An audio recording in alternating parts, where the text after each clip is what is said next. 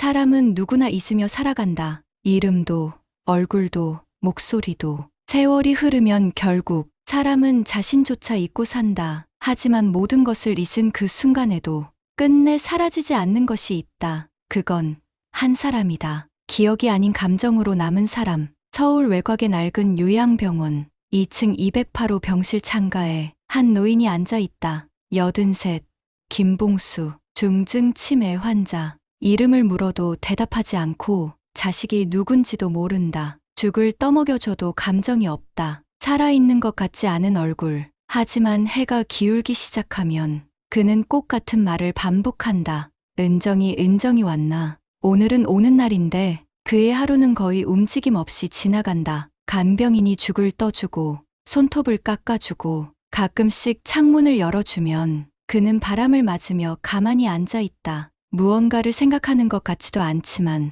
완전히 멈춘 것 같지도 않다. 그저 기다리는 사람의 모습이다. 기억 속을 헤매는 사람처럼. 그가 바라보는 창밖엔 낡은 기찻길이 있다. 오래전 쓰이지 않게 된 선로. 잡초가 무성하고 철길은 붉게 녹슬어 있다. 간호사들은 그 풍경이 너무 을씨년스럽다고 말했지만 그 창은 매일같이 그가 바라보는 유일한 세상이었다. 은정이 분홍색 리본하고 온다 했는데 그의 입술은 자주 떨렸고 그 말은 늘 정확히 같은 시각에 반복되었다. 마치 그 시간 정말 누군가를 기다리고 있는 사람처럼. 아버님, 은정이 누구세요? 간호사가 물으면 그는 대답하지 않는다. 대신 눈을 감은 채 허공에 손을 뻗는다. 그 손끝은 바르르 떨리고 표정은 어린아이처럼 애틋하다. 가끔은 혼잣말을 한다. 기차 소리 안 들리나? 은정이 오늘도 안 오는구먼. 그럴 땐 병실은 아주 조용해진다. 기차는 지나가지 않고 바람도 멈춘 듯 시간마저 가만히 숨을 죽이는 순간 그의 가족은 은정이라는 이름을 듣고 당황했고 불쾌해했다. 누군데 자꾸 그 이름만 불러? 딸 이름도 기억 못하면서 혹시 바람 피웠던 여잔가? 진짜 숨겨놓은 자식이라도 있는 거 아냐? 그 의심은 곧 냉소로 바뀌었고 병문 안은 점점 줄었다. 아무도 오지 않는 병실, 창밖만 바라보는 남자. 그가 바라는 건 단 한 사람의 방문이었다. 기억이 사라져도 그 이름 하나만큼은 매일 잊지 않았다. 그에게 은정은 지워진 기억의 어딘가에서 끝까지 붙잡고 싶은 한 사람이었다. 그 이유는 아직 아무도 모른다. 하지만 분명한 건 그가 매일 같은 시간, 같은 이름을 떨리는 입술로 되뇌고 있다는 것. 그 이름 안에 무엇이 담겨 있는지는 곧 밝혀지게 될 것이다. 은정이라는 이름은 처음엔 가족들 사이에서 별 의미 없는 단어였다. 치매 환자가 그냥 지나가듯 중얼거리는 의미 없는 망상 중 하나일 거라고 생각했기 때문이다. 하지만 아버지는 그 이름만큼은 매일 정확한 시간에 거의 의식처럼 반복했다. 은정이 왔나? 오늘은 오는 날인데 기차 소리 안 들리나? 기다려야지. 기다리면 오겠지. 그 말은 마치 오래된 습관 같기도 했고 지켜야 할 약속처럼 느껴지기도 했다. 하지만 가족들에게는 그 이름이 불편했다. 그리고 점점 두려워지기 시작했다. 큰딸 미정은 처음엔 참으려 했다. 하지만 반복되는 은정이라는 이름 앞에서 그녀도 결국 감정을 참지 못했다.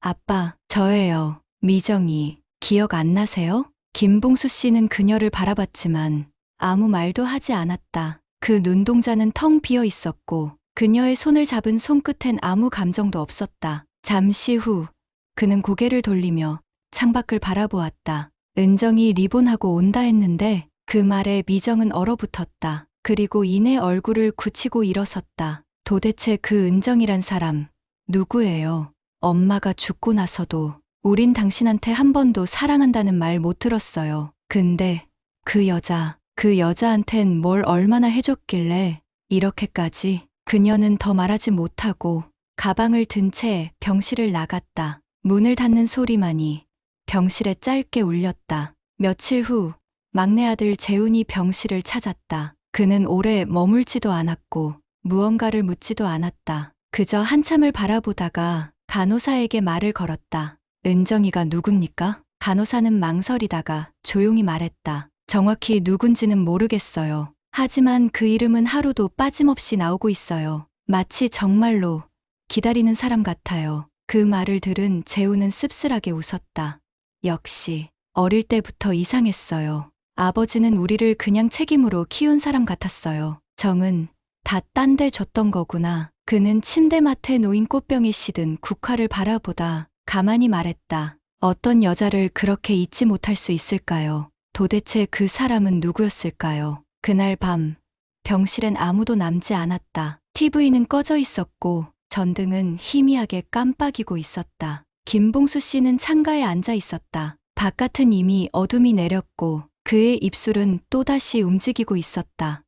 은정아, 오늘도 안 오는구나. 그의 목소리는 더 이상 소리가 아니었다. 그건 거의 기도였다. 누구에게 들리기 위한 말이 아니라 스스로를 붙들기 위한 한 줄기 외침. 가족은 그를 외면했고 그는 가족을 기억하지 못했다. 하지만 그들 사이엔 공통점이 하나 있었다. 서로가 서로에게 말하지 못한 것이 너무 많았다는 것. 그리고 그렇게 가족의 방문은 뜸해졌고 병실은 조금씩 진짜 고요로 물들기 시작했다. 매일 오후 5시 20분 창가에 앉아 기차가 오지 않는 선로를 바라보며 그는 같은 이름을 되는다. 은정이, 오늘은 오는 날인데 김봉수 씨는 오늘도 창가에 앉아 있다. 말이 없고 움직임도 거의 없다. 하지만 눈동자는 창밖 어딘가를 정확히 향하고 있다. 붉게 녹슨 철길, 이따금 지나가는 바람, 그리고 그 누구도 오지 않는 길. 그는 그 자리에 앉아 마치 약속이라도 한 사람처럼 기다리고 있었다.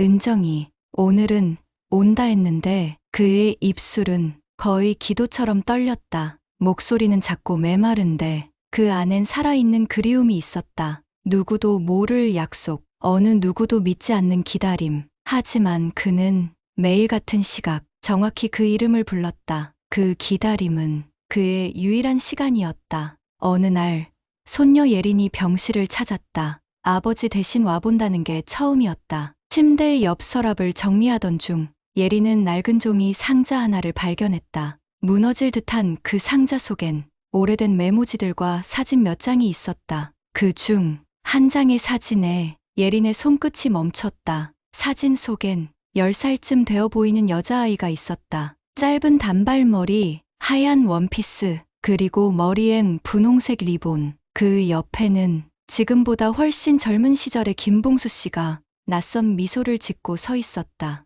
예린은 무언가에 이끌리듯 사진 뒷면을 뒤집어 봤다. 그곳엔 붓펜으로 눌러 쓴 듯한 문장이 있었다. 1987년, 은정이랑 찍은 날, 평생 잊지 말자. 예린은 가만히 그 문장을 바라보았다.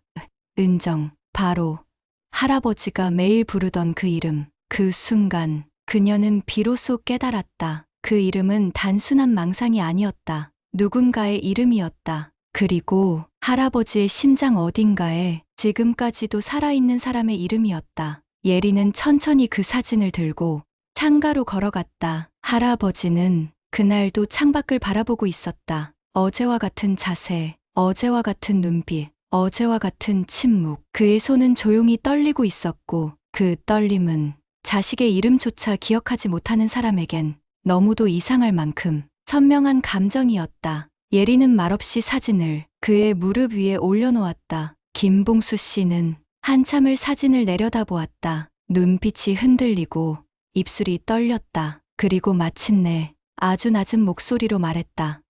은정이, 리본하고 웃었는데 그 말은 마치 수십 년을 참고 참다 지금 처음 꺼낸 말 같았다. 기다린다. 아버지가 그날부터 지금까지 한 번도 빠진 적 없다. 예린은 눈을 떼지 못한 채 그 말을 가만히 들었다. 아무런 맥락 없이 들리던 그 이름, 은정. 그것이 이제 얼마나 오래된 약속이었는지, 얼마나 뿌리 깊은 기다림이었는지 그녀는 그 순간 말없이 깨달았다. 그날 밤 예린은 그 사진을 가족 단톡방에 보냈다. 그리고 짧게 적었다. 이 아이가 은정이래요. 그 누구도 단번에 대답하지 못했다. 큰딸 미정은 잠시 후 묻는다. 엄마 앨범에도 없던 아이인데 누구지? 그리고 그 순간부터 가족은 어렴풋하게 알기 시작했다. 아버지가 기다리던 사람은 우리 중 누구도 아니었단 걸. 그는 지금껏 누구에게도 말하지 못한 그리움을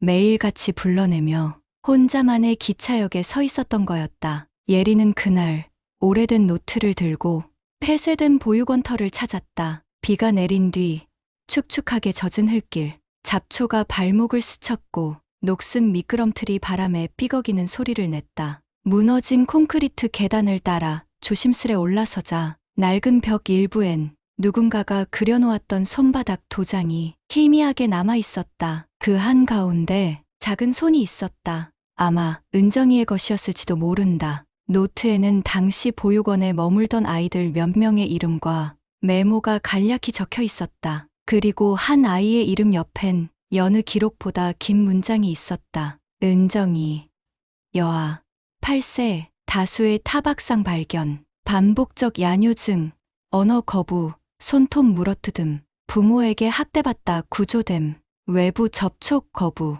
사람의 손을 무서워함. 예리는 천천히 페이지를 덮었다. 그 문장들은 마치 칼자국처럼 마음 한가운데를 찔렀다. 김봉수 씨는 그 시절 그 아이를 처음 만났다고 했다. 조용하고 작고 말이 없던 아이. 항상 구석에 쪼그리고 앉아 누가 옆을 지나가면 몸을 움츠렸던 아이. 그는 매주 주말마다 보육원에 와서 빨래를 널고 아이들의 식판을 닦고 가끔 동화를 읽어주는 일을 했다. 그 아이, 은정이는 처음엔 그의 얼굴조차 보지 않았다. 그가 다가가기만 해도 어깨를 바들바들 떨었다. 김봉수 씨의 오래된 메모엔 이런 글귀가 남아 있었다. 은정이는 내 손을 무서워했다. 내가 무엇을 들고 있어도, 두 손이 비어 있어도 그 아이는 항상 두 걸음 뒤로 물러났다. 어느 날 목욕을 시키던 보육사 선생님이 등 뒤에 퍼렇게 멍든 자국을 발견했다.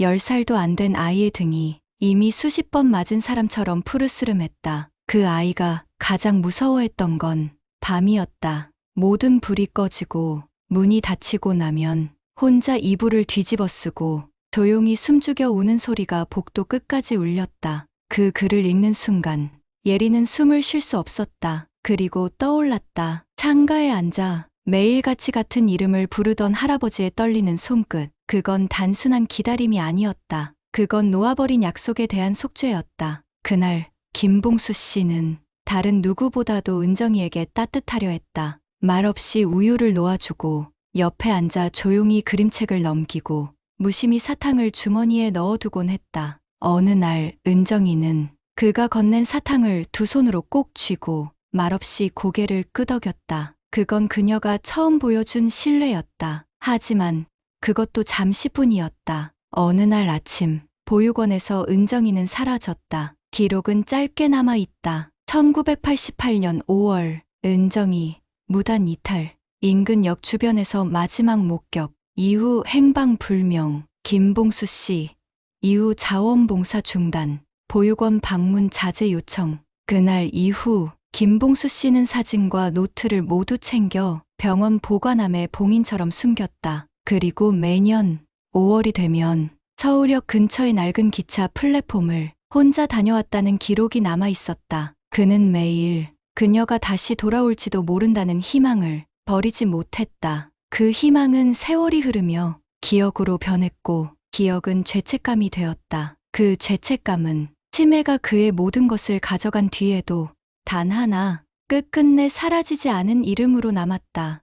은정. 1988년 봄 보육원에서 은정이가 사라지기 몇 달 전 김봉수 씨는 밤늦게까지 식탁에 앉아 어떤 서류를 반복해 들여다보고 있었다. 입양 상담소에서 건네받은 양식지였다. 서류에는 입양 희망 동기, 경제적 상황, 가족 동의 여부 등 수많은 항목이 있었지만 봉수 씨는 그 중 단 한 칸만 채워넣고 있었다. 입양 희망 사유. 그 칸엔 이렇게 적혀 있었다. 아이가 세상을 미워하지 않았으면 해서. 은정이는 조금씩 마음을 열고 있었다. 그가 가까이 앉아도 피하지 않았고 간식도 받아들였으며 가끔은 짧게 웃는 일도 있었다. 그 웃음은 참 조용하고 작고 길지 않았지만 그는 그 순간이 너무 소중했다. 너 집에 가고 싶지 않니? 그가 조심스레 물었을 때 은정이는 가만히 고개를 저었다.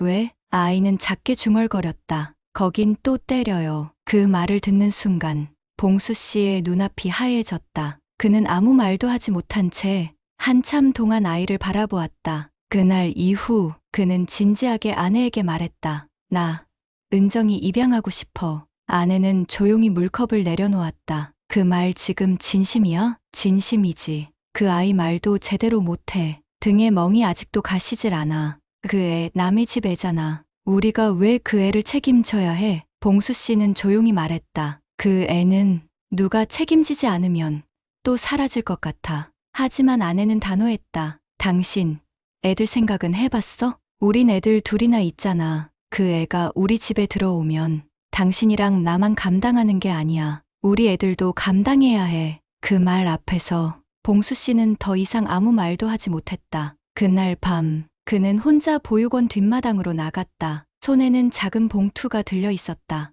그 안에는 직접 산 분홍 리본과 아이가 좋아하던 사탕 몇 개, 그리고 짧은 쪽지 한 장이 있었다. 은정아, 아버지가 되어줄 수 있을지 몰라서 미안해. 그래도 널 지키고 싶단 마음만큼은 누구보다 진심이었다. 하지만 그 다음 날 은정이는 사라졌다. 아이의 침대는 가지런했지만 이불 속엔 아무것도 남아있지 않았다. 옷장 속에선 그가 줬던 분홍 리본 하나만 나란히 접혀 있었다. 그날 이후 봉수 씨는 가족에게도 아내에게도 입양 이야기를 꺼내지 않았다. 하지만 매년 그가 홀로 떠난 기차역 행선지는 그날 마지막으로 아이가 목격된 역 플랫폼이었다. 기차는 오지 않았고 기다리는 사람도 없었지만 그는 여전히 거기에 앉아 있었다. 마치 아이가 돌아올지도 모른다는 표정으로. 은정아, 그날 아버지가 널 데려왔어야 했는데. 그는 수십 년이 흐른 지금도 같은 말을 반복한다. 창밖을 바라보며 텅 빈 철로를 향해 그의 입술은 매일같이 흔들린다. 아버지가 그날 널 안고 나왔어야 했는데. 그리고 그 말은 치매가 그의 이름도 자식도 잊게 만들었어도 끝끝내 은정이라는 이름만큼은 지워내지 못했다. 그 아이는 그에게 단지 한 아이가 아니었다. 그건 한 인간이 처음으로 책임지고 싶었던 사람, 그리고 끝까지 책임지지 못한 사람. 요양병원 208호 병실. 김봉수 씨는 오늘도 창가에 앉아 있다. 그의 이름은 이제 그 자신조차 알지 못한다. 가족들의 얼굴은 모두 낯설고 자신이 왜 이곳에 있는지조차 설명할 수 없다. 밥을 먹는 법도 잊었고 계절이 바뀌는 것도 모른다. 그러나 그의 입은 하루도 빠짐없이 같은 이름을 부른다. 은정이 왔나. 오늘은 오는 날인데. 간병인은 처음엔 그저 놀랐다. 중증 치매 환자가 하나의 이름을 매일 정확한 시간에 부른다는 건 의학적으로도 흔치 않은 일이었다. 그래서 문득 조심스럽게 물었다. 아버님, 은정이 누구세요? 그러나 그는 대답하지 않는다. 그저 창밖을 바라보며 멀리 어딘가를 응시하고 있을 뿐이다. 눈동자는 흔들리고 손끝은 허공을 향해 떨리고 있다. 무언가를 붙잡으려는 듯, 무언가에 닿고 싶은 듯. 그 손은 매일 같은 방향으로 뻗는다. 그 손끝이 가리키는 곳은 오래된 기찻길이다. 지금은 더 이상 기차가 다니지 않는 선로, 녹슨 철로 위로 자잘한 잡초만이 흔들리고 시간은 멈춘 듯 조용히 흐른다. 하지만 그에게는 그곳이 약속의 자리였다. 그는 그곳에서 매일 은정이를 기다렸다. 기억을 잃고, 말을 잃고, 이름을 잃고, 시간을 잃은 그 남자가 단 하나 잃지 않은 것이 있었다. 은정이라는 이름, 그리고 그 이름을 부르는 마음. 어느 날 밤, 간호사는 병동복도에서 이상한 장면을 목격했다. 김봉수 씨가 조용히 병실 문을 열고 나와 맨발로 천천히 걸어 나가고 있었다. 노인이 병동 끝 창가에 서서 가만히 허공을 향해 손을 뻗고 있었다. 그는 아무도 없는 공간에 마치 누군가 있는 듯 두 손을 모아 잡는 흉내를 냈다. 입술은 떨리고 눈가에는 말 못할 울음이 맺혀 있었다. 은정아, 아버지 왔다. 기다렸지? 그 장면을 본 간호사는 순간 말을 잃었다. 그건 그냥 치매 노인의 이상행동이라 쉽게 말할 수 없는 무언가였다. 그건 한 사람이 잊지 않기 위해 매일같이 마음으로 붙들고 있는 기억의 끝, 그 가장자리였다. 다음 날 아침, 예린이 병실을 찾았다. 할아버지는 창가에 앉아 있었다. 예린이 가까이 다가가도 그는 그녀를 알아보지 못했다. 하지만 그녀가 가슴에 품고 온 사진을 꺼내 그 앞에 조용히 펼치자 그의 시선이 천천히, 아주 천천히 그 사진으로 내려왔다. 분홍색 리본, 하얀 원피스, 작은 아이의 환한 웃음. 그 사진을 본 순간 김봉수 씨의 손끝이 사진을 향해 가볍게 떨렸다. 그리고 아주 낮은 목소리로 말했다. 은정이. 예린은 그 말을 들으며 가슴이 무너지는 것 같았다. 기억이 지워졌어도 사람은 사랑을 잊지 않는다는 걸 그날 그녀는 처음으로 믿게 되었다. 그의 하루는 기억보다 오래된 이름 하나로 지탱되고 있었다. 그 이름은 그를 이끌고 붙들고 마지막까지 살아있게 했다. 그는 매일 창밖을 보며 같은 말을 되낸다. 은정이 오늘은 온다 했는데 하지만 아무도 오지 않는다. 그럼에도 그는 기다린다. 기다림이 그의 마지막 생이었기에 창가에 앉아 창밖을 바라보는 노인. 그의 하루는 한 사람을 기다리는 마음으로만 이루어져 있었다. 예린은 그 모습을 지켜보며 처음엔 슬펐고 그 다음엔 이해되지 않았다. 왜 하필 그 이름만 기억하실까? 우린 아무도 기억 못 하시는데. 하지만 어느 날 그녀는 그 질문을 다른 방향으로 바꿔보기 시작했다. 그 이름은 정말 그만큼 소중했던 사람 아닐까? 하루는 큰이모 미정이 병실에 들렀다. 예린이 꺼내놓은 은정이 사진을 보고 얼굴을 찌푸렸다. 아직도 그 사진 들여다보고 있니? 예린은 잠시 멈칫했다. 할아버지가 매일같이 그 아이 이름만 불러요. 그게 단순한 치매라고 생각하지 않아요. 무슨 사연이 있는 것 같아요. 그러자 미정은 날카롭게 말했다. 그 사연 때문에 우리가 버림받은 거면 우린 뭐야? 그냥 의무로 낳은 존재야? 예린은 잠시 조용히 있더니 입을 열었다. 가족이라고 다 소중한 건 아니잖아요. 소중한 게 가족이 되는 거죠. 그 말에 미정의 얼굴이 굳어졌다. 내가 뭘 안다고? 그녀는 가방을 잡고 병실을 빠져나갔다. 그날 밤, 예린은 병원 보관함을 다시 열었다. 낡은 서류들 사이에서 얇고 오래된 봉투 하나가 눈에 들어왔다. 봉투는 바랜 파란색이었고 뒷면에 손글씨로 쓰여 있었다. 열어보지 마라. 나중에 은정이가 오면 그때 전해다오. 그 문장을 보는 순간 예린의 손끝이 멈췄다. 봉투는 오래돼 쉽게 찢어질 것 같았지만 그 안에는 아주 조심스럽게 접힌 편지 한 장이 들어 있었다. 편지는 단정한 글씨체였고 종이는 오랜 시간의 흔적처럼 가볍게 구겨져 있었다. 은정아, 그날 아버지가 널 데려오지 못한 게 내 인생 가장 큰 죄였다. 미안하다. 지금도 눈을 감으면 분홍 리본을 한 내가 보인다. 내가 누구보다 널 사랑했단 걸 말해주지 못한 게 아버지의 한이었다. 다음 생에 만난다면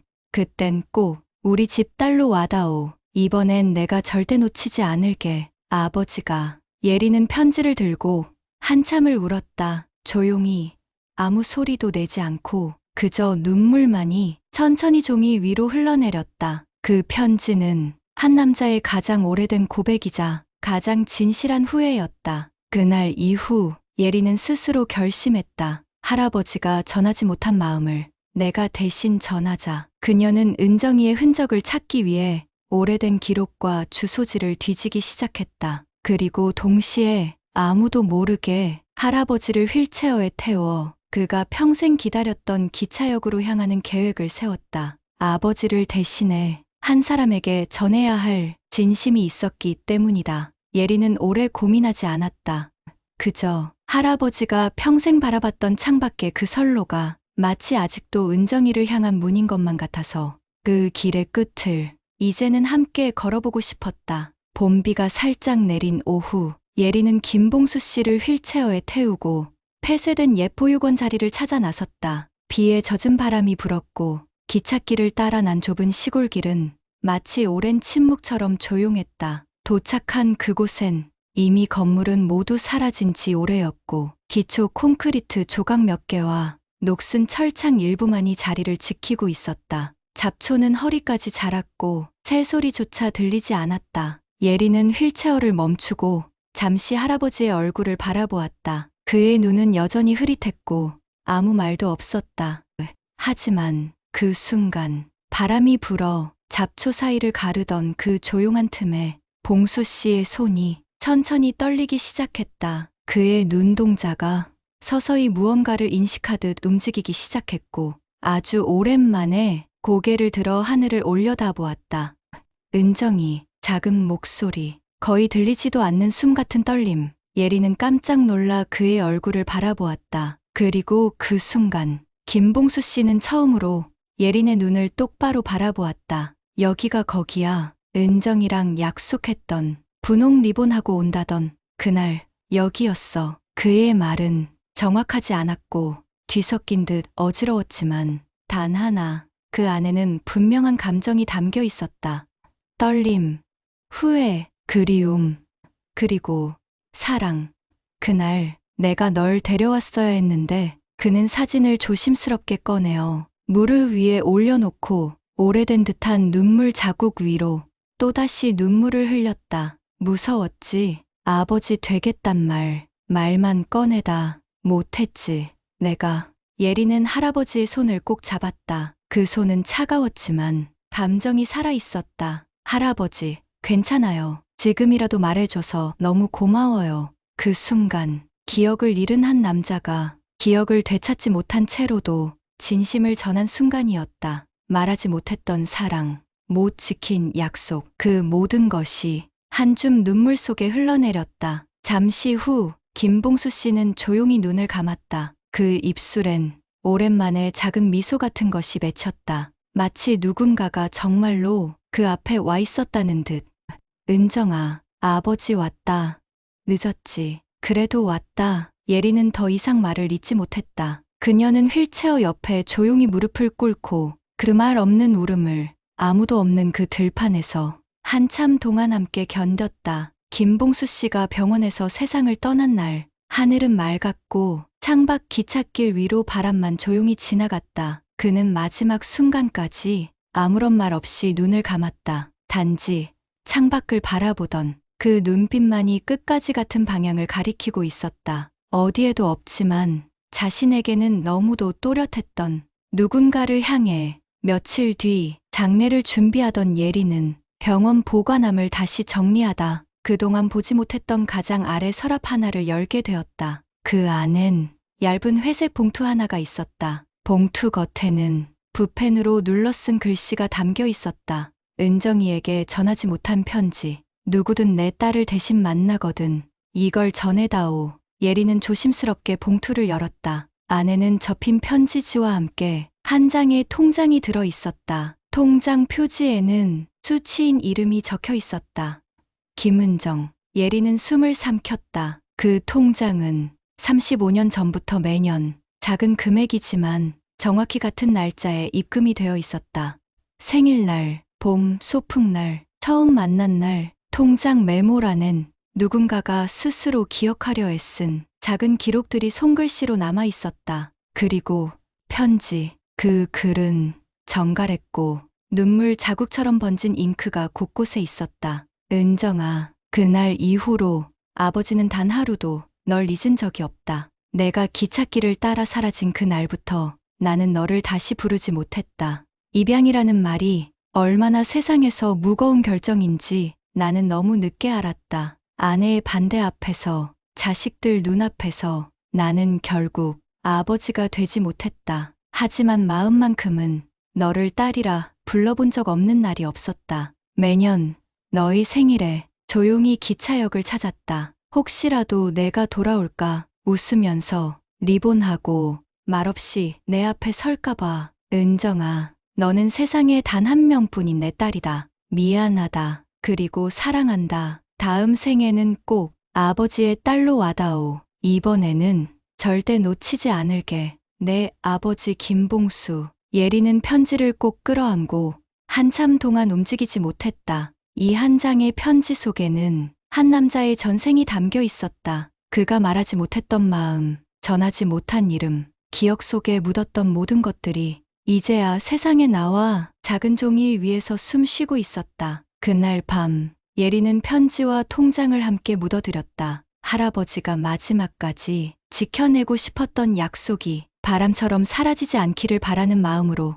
그리고 그 편지 위에 조용히 속삭였다. 할아버지, 은정이는 끝까지 기다렸어요. 이제 편히 가세요. 김봉수 씨의 장례는 조용하게 소리 없이 진행되었다. 참석한 사람은 많지 않았다. 자식들은 숙연했고 예리는 조용히 한 통의 편지와 낡은 통장을 봉분 아래에 묻었다. 그 누구도 그가 인생 마지막까지 간직한 이름의 주인공이 어디에 있는지 알지 못했다. 하지만 예린만큼은 알고 있었다. 그 이름이 그를 지탱해온 전부였다는 걸. 예린은 봉분 앞에 무릎을 꿇고 작게 속삭였다. 할아버지, 이젠 놓아도 돼요. 은정이는 마음속에서 끝까지 기다렸어요. 그리고 그 말이 마치 허공을 타고 어딘가 닿기를 바라듯 조용히 두 손을 모았다. 장례가 끝난 며칠 후, 봄비가 갠 오후, 예리는 우연히 예포유건터 근처를 다시 찾게 되었다. 잡초는 여전히 무성했고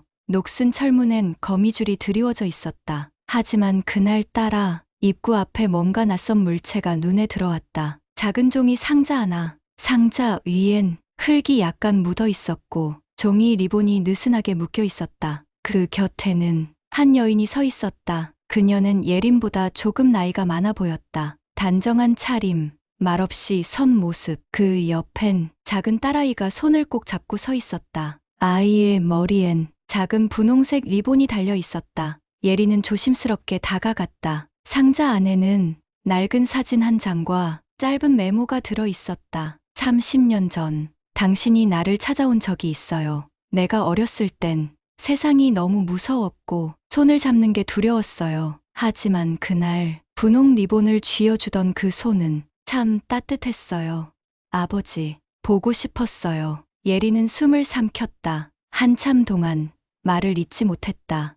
그리고 조용히 고개를 들었다. 여인은 예린을 바라보며 아주 작게, 아주 조심스럽게 고개를 숙였다. 그 눈빛엔 말로 설명할 수 없는 수천 겹의 시간이 담겨 있었다. 딸아이는 천천히 예린에게 다가와 사진을 손에 쥐어주었다. 그리고 말했다. 할아버지, 우리 할아버지 맞죠? 예린은 고개를 끄덕였다. 눈물이 흘렀지만 이번엔 따뜻한 눈물이었다. 바람이 불었다. 벚꽃 한 장이 허공을 스쳤고 기찻길 저편에서 기억의 그림자들이 조용히 사라져갔다. 모든 걸 잊은 남자가 끝까지 붙들고 있던 한 사람, 그 이름이 마침내 세상 위로 올라왔다. 이야기가 좋았다면 구독과 좋아요 부탁드릴게요. 다음 이야기도 꼭 함께 해주세요. 기억은 언젠가 흐려지고 사람은 언젠가 사라진다. 하지만 끝까지 남는 이름이 있다. 그 이름은 바로 사랑이었다.